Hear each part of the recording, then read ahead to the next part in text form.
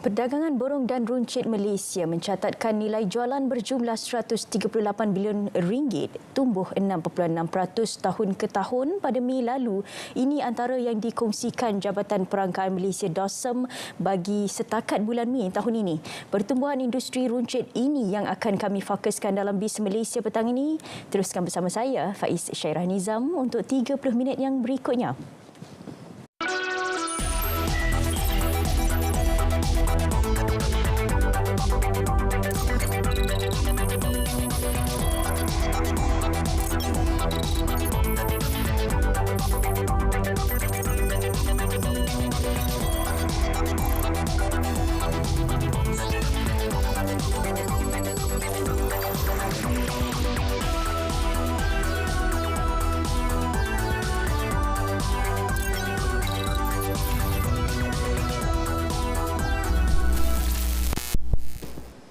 Assalamualaikum dan salam Malaysia Madani. Ini Bis Malaysia Selasa 25 Julai 2023. Terima kasih kepada anda yang setia bersama kami di saluran Berita RTM TV1. Selain itu, anda juga boleh terus ikuti kami di Facebook Live dan YouTube Bis Malaysia. Sebelum kita membuka topik perbincangan utama hari ini, kita ikuti dahulu perkembangan ekonomi semasa. Industri komunikasi dan multimedia menyumbang 140.38 bilion ringgit daripada keseluruhan 1.736 trilion ringgit permodalan pasaran Bursa Malaysia tahun lalu. Menurut Menteri Komunikasi dan Digital Fahmi Fadil, jumlah itu menunjukkan kepentingan industri berkenaan kepada pertumbuhan dan pembangunan ekonomi digital negara. Robust ecosystem. The presence of the CNM industry within the Bursa Malaysia signifies its importance as a driving force behind technological and advancement and digital transformation. Through the facilitation of efficient communication, channel and multimedia platform, this industry serves as a catalyst for various sectors to harness the power of connectivity and innovation.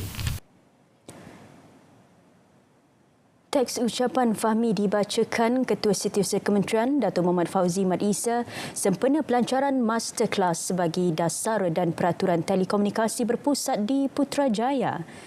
Dan seterusnya, inflasi Malaysia pada Jun lepas mereda kepada 2.4%, angka terendah bagi tempoh 6 bulan pertama tahun ini.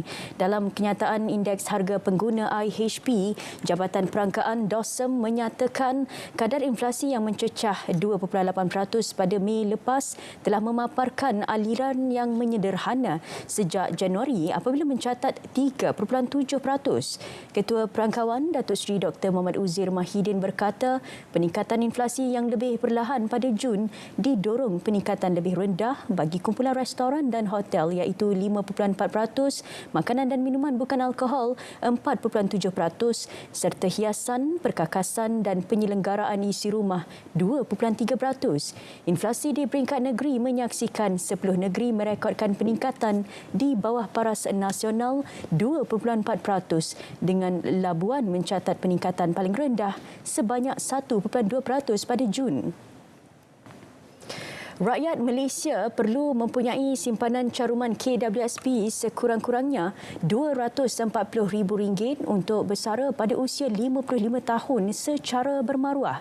Anggaran simpanan itu membolehkan pencarum menampung kehidupan bagi tempoh 20 tahun selepas bersara. Sepatutnya apabila kita bersara, kita ada 240,000 minima simpanan KWSP.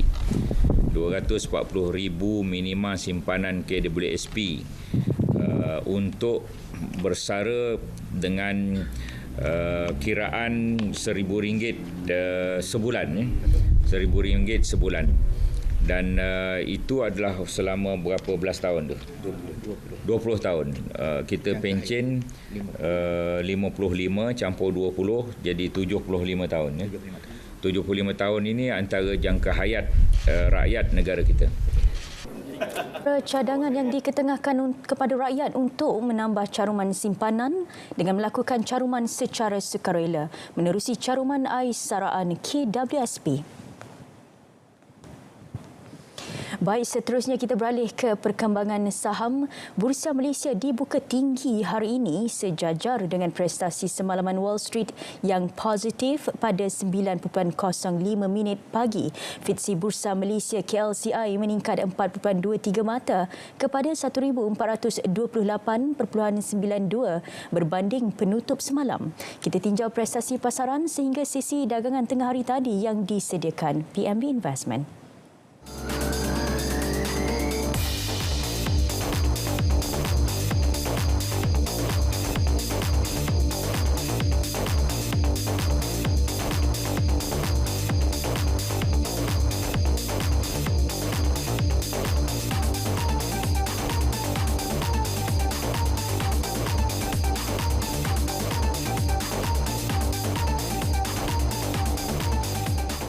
Baik, fokus Worldbase selepas ini pertumbuhan industri runcit. Kita berehat seketika. Kita harus manfaatkan supaya berlaku lonjakan kerana tahun 2025 ditetapkan sebagai tahun melawat Malaysia dengan sasaran ketibaan 23.5 juta pelancong antarabangsa dan unjuran pendapatan sehingga 76.8 bilion ringgit. Untuk ini, promosi 250 juta ringgit untuk maksud tersebut. Dana geran padanan yang akan bekerjasama dengan industri pelancongan dan kebudayaan.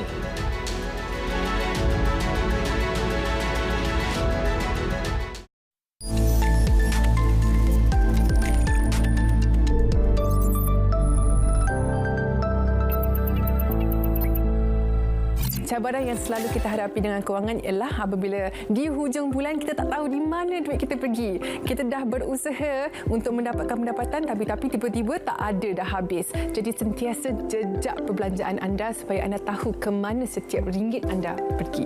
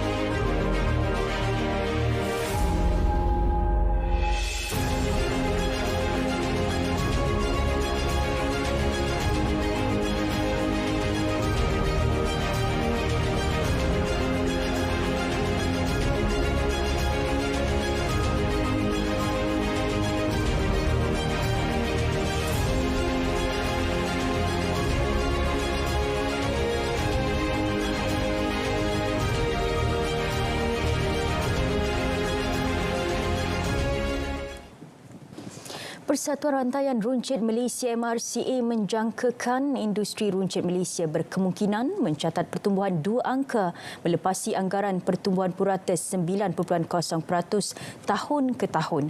Pencapaian ini mampu dengan disokong oleh pertumbuhan kukuh pelbagai segmen ekonomi.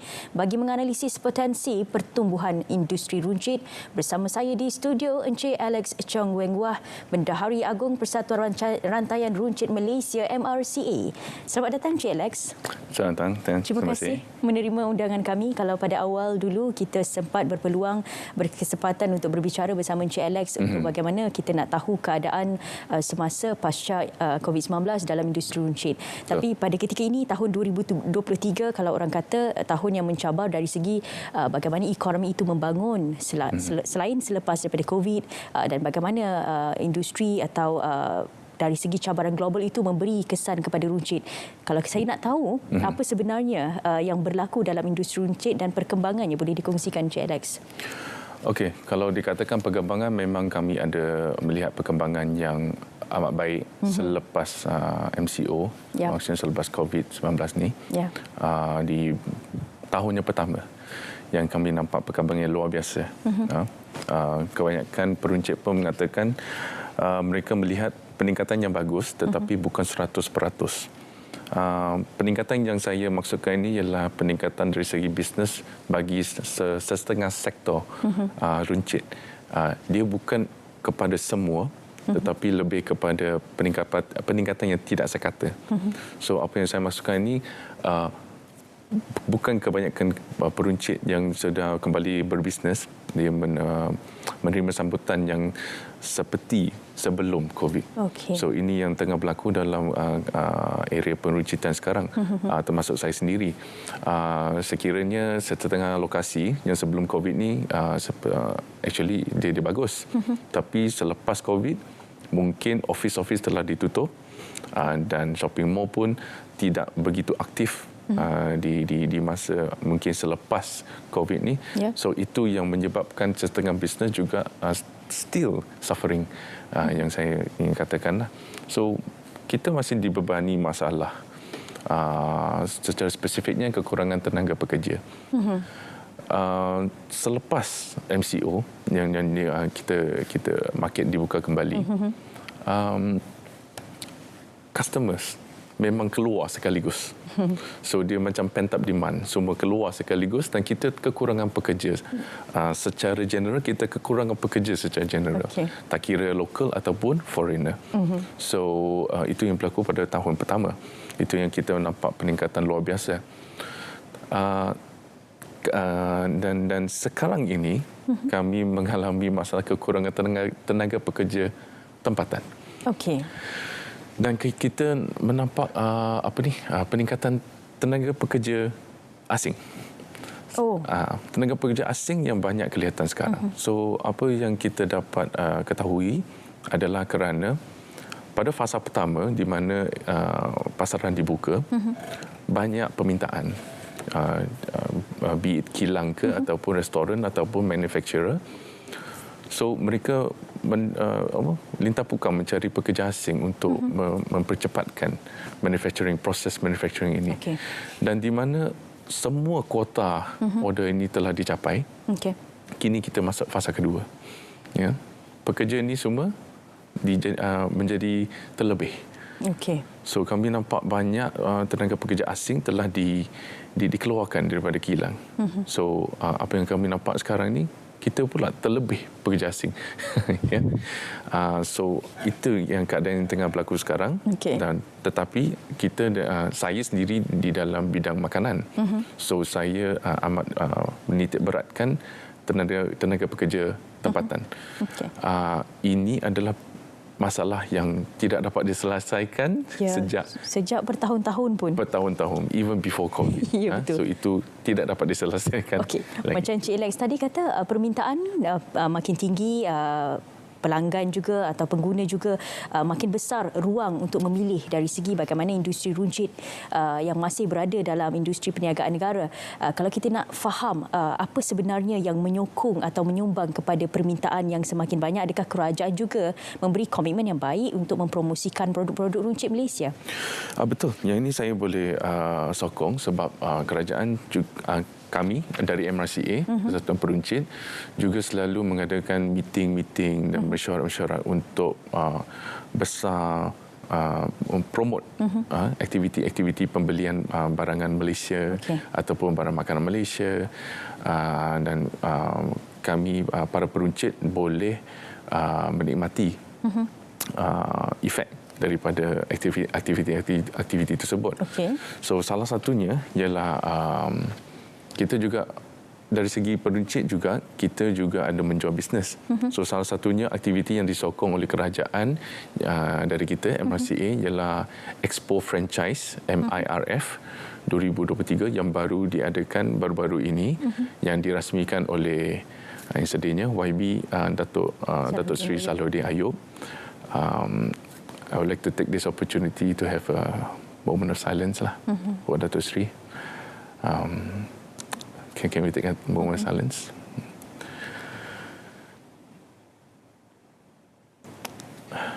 So, for Datuk Seri Salahuddin Ayub, beliau banyak membantu MRCA dari segi perbincangan. Saya sendiri pun telah menghadiri banyak mesyuarat dengan beliau, yang beliau amat menitik beratkan keadaan rakyat. Sebab saya ingat lagi Datuk Seri berkata dia bukan dari bidang peruncitan, dia sebelum ni dari pertanian. So dia dari pertanian, dia cakap Tapi kami dapat tahu, dapat rasakan yang beliau memang ikhlas untuk menolong rakyat. So hati itu kami boleh nampak dia dibawa ke peruncit sekarang. Dan juga customer-customer customer peruncit lah. So beliau amat menitikkan beratkan harga-harga. Let's say harga ayam, harga minyak dan juga nilai mata wang dan sumber manusia.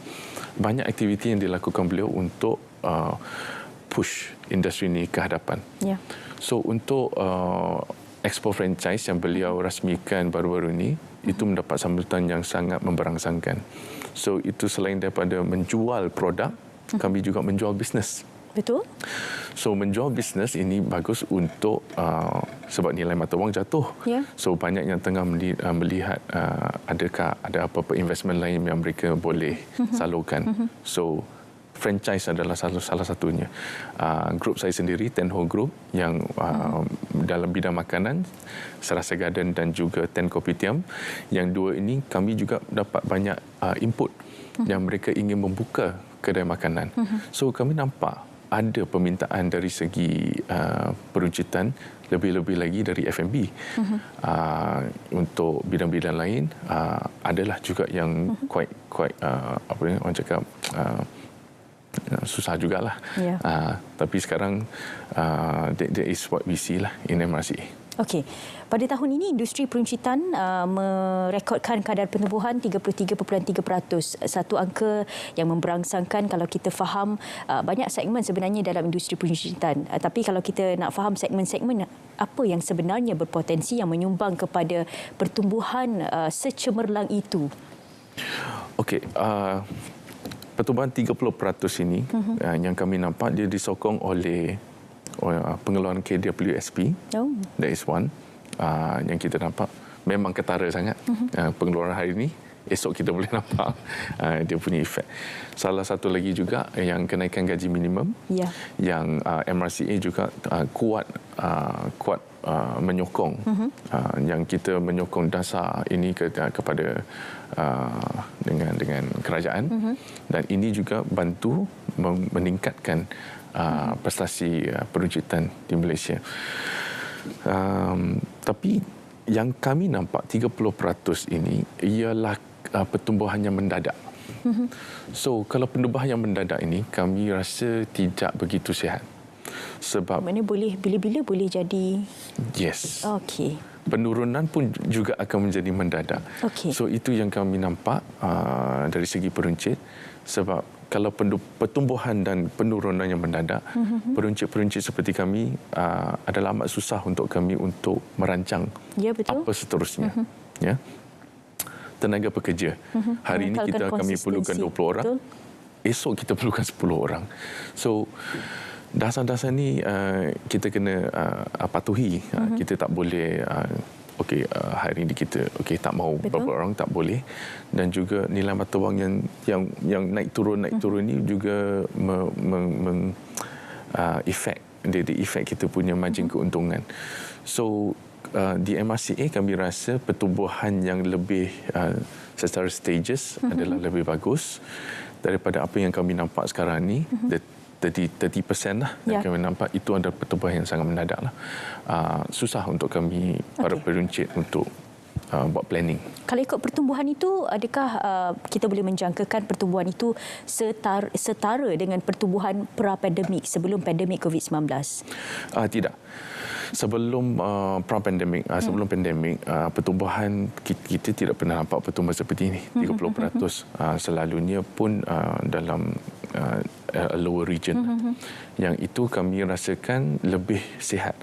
Sebab kami boleh plan untuk apa yang seterusnya. Kalau dia datang secara stages. So kalau macam ni, pertumbuhan yang mendadak juga akan kita akan nampak penurunan yang mendadak. So banyak peruncit yang akan start membeli bahan-bahan.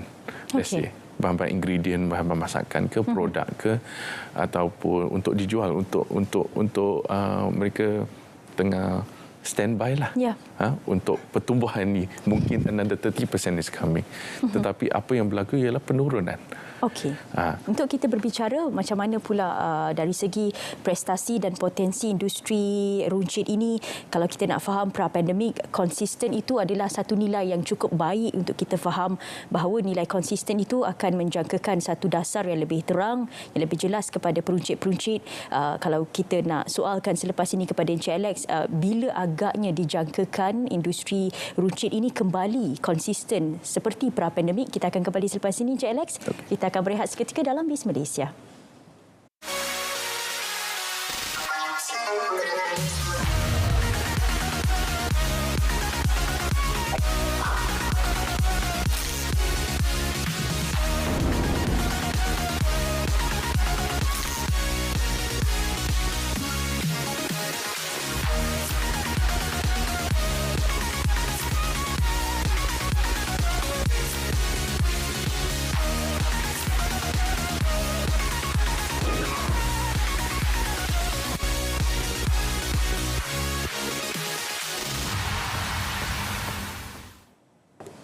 Industri runcit negara, ramai yang berada dalam industri ini dari segi mereka sebagai peruncit, rantaian peruncit mereka yang di atas, mereka yang selepas-lepas itu sehingga kepada end user atau pengguna itu sendiri. Untuk kita faham bagaimana industri runcit ini perlu terus sama-sama mampan dan lestari dalam industri ekonomi negara, kita masih bersama dengan Encik Alex Chong, Bendahari Agung Persatuan Rantaian Runcit Malaysia, untuk kita menilai apa sebenarnya yang berlaku pra-pandemik, sebelum pandemik COVID-19, dan bagaimana kita boleh kembalikan momentum industri runcit seperti konsistennya pada pra-pandemik. Apa jangkaan Encik Alex?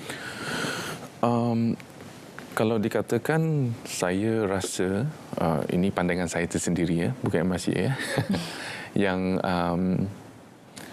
sifat customer pun sudah berubah, pra-pandemik dan post-pandemik. Sebab kalau dikatakan dulu kita sebagai peruncit, kita buka di kawasan-kawasan lokasi-lokasi yang bagus, dan itu akan bencana pendapatan yang bagus untuk kami. Tapi sekarang kebanyakannya sudah bertuju kepada media sosial. Kalau bertuju ke media sosial, yang ini akan perubahan yang saya nampak ialah sekarang customer-customer adalah lebih tertumpu. Mereka bertumpu kepada apa yang ditunjukkan dalam media sosial. Betul. So kalau peruncit-peruncit, lokasi tidak menjadi sebegitu penting lagi kalau dibezakan. Sebab dulu kami ada macam ibu bapa saya sendiri tidak tengok media sosial. Tapi sebabnya MCO, mereka berkurung di rumah, mereka start belajar untuk macam mana untuk melihat media sosial. So sekarang bila mereka nak berbelanja, mereka juga akan tengok apa yang media sosial akan tunjukkan. So this habit has already changed from before and after the pandemic. So apa yang kita nampakkan, macam yang Puan katakan tadi, macam mana nak biarkan dia konsisten, saya rasa peruncit perlu menjadi lebih kreatif. Perlu menjadi lebih kreatif, perlu menjaga kos, perlu tukar cara perniagaan. Sebab sekarang ni dia bukan kesemuanya physical business, tapi customer akan tengok di mana physical business ni melalui media sosial dan akan ke tempat sana. So it's more like a destination shopping. It's very bertuju lah. Dia tujuan dia, tempat tujuan dia memang lock itu dah. Dia berbeza dengan sebelum ni dah. Pada awal tadi Encik Alex ada bagi tahu antara cabaran yang dihadapi industri runcit ketika ini, bagaimana momentum dari segi sumber tenaga, bagaimana sumber tenaga tempatan dan sumber tenaga asing itu ada jurangnya, dan begitu juga dari segi peningkatan pertumbuhan yang terlalu ketara, risaukan juga sekiranya berlaku kelemahan atau kejatuhan bagi mana-mana segmen. Kalau kita nak faham apa mungkin cadangan yang boleh MRCA berikan kepada kerajaan agar momentum industri runcit itu mampu lebih lestari? Salah satunya yang kita tujukan ialah kami sokong kenaikan gaji minimum. Yang ini bagus untuk pekerja-pekerja tempatan yang mereka rasa sekarang ini lebih bertenaga untuk bekerja, dan itu juga besar menyokong industri rujukan di mana mereka akan berbelanja. So this is what we believe in MRCA. That's one thing. Tapi kos makanan harus turun, maksudnya kos-kos pembelian barangan mentah kami harus dijagalah. So itu, kalau itu berlaku, kita boleh control kos kita, ya. Dan juga kos sewa. Kos sewa ialah satu, orang cakap kos fixed cost, ya. So apa yang berlaku sekarang ni, apa yang saya katakan tadi, pertumbuhan yang mendadak dan juga pertumbuhan yang bisnes ni dia macam a destination business. Dia very focused to one business. Let's say when the business is doing good, is doing incredibly good. Okay. So apa yang berlaku ni, landlord ataupun penyewa lokasi ini akan menjadikan bisnes ini sebagai orang cakap papak ukur. Okay. Untuk menaikkan sewa. Ini menjadi tidak sihat.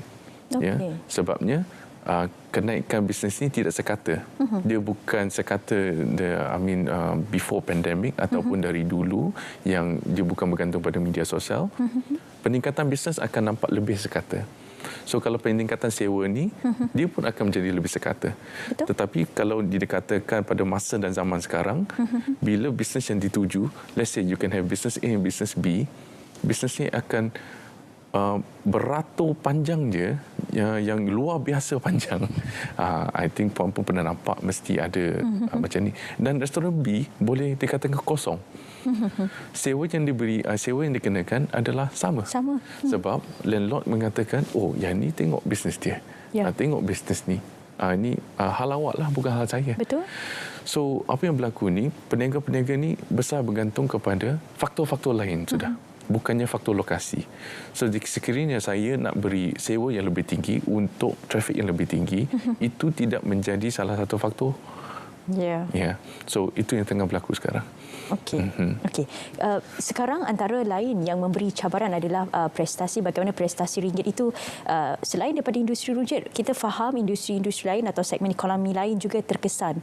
Kalau kita nak tahu bagaimana industri runcit terkesan dengan prestasi ringgit ketika ini, dan apa mungkin penambahbaikan dari segi selepas ini yang boleh kerajaan lihat dari segi bagaimana menambah baik industri franchise negara, apa mungkin masa depan yang boleh dilihat kalau sebelum ini kita beri perhatiannya kurang, tetapi dari industri franchise ada potensi-potensi yang perlu dilihat kerajaan untuk dinaik taraf atau ditambah baik sedikit.